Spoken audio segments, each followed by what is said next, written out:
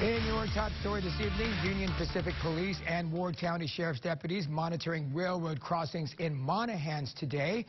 Earlier this year, 2 Union Pacific trains were derailed, one in Monahans this past April and the second along Business 20 in May. Now, trains have crashed into cars and trucks in Ward County more than 10 times this year. Deputies blame reckless drivers.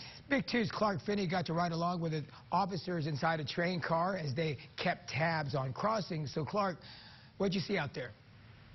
Guys, when I was in the train with officers, they caught multiple cars either on the tracks when they weren't supposed to be or trying to beat oncoming trains to the crossing.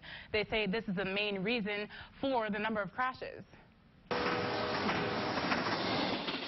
Ward County deputies want to stop drivers from challenging trains. They have investigated more than 10 crashes involving trucks and trains so far this year. You know, there's a lot of CDL drivers out here. Some of these crossings were not made for truck tractors with semi-trailers. Fielder says the oil boom is bringing more semis to the basin. Many drivers don't realize their oversized loads are too large at railroad crossings.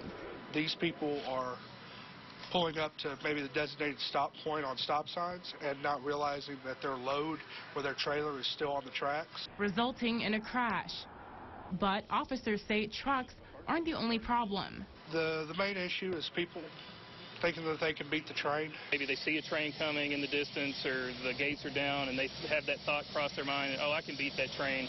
We want them to remember that it's not worth the risk. While people may think they have enough time to cross the tracks while a train is coming, Prophet says it can take more than a mile for a train to come to a complete stop.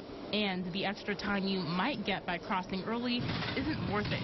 Even though you may save yourself a few minutes' time by trying to beat that train, at the best case scenario, if you don't beat that train and you have a collision, now your life is forever changed in a very negative way. Now, officials say that by monitoring railroad crossings more frequently, they can catch people who aren't following crossing laws and help prevent future crashes. Reporting live in the studio, Clark Finney, Big 2 News.